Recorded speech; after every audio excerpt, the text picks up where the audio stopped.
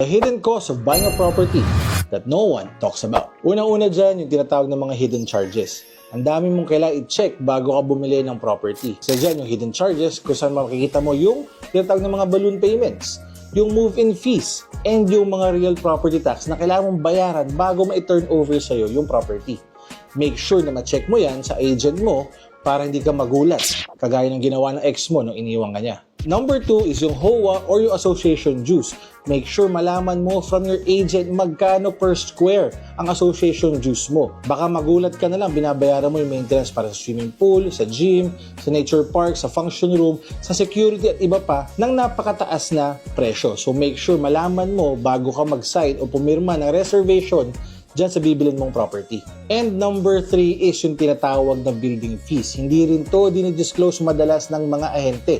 Karamihan ng mga building fees kasama dyan, yung common areas.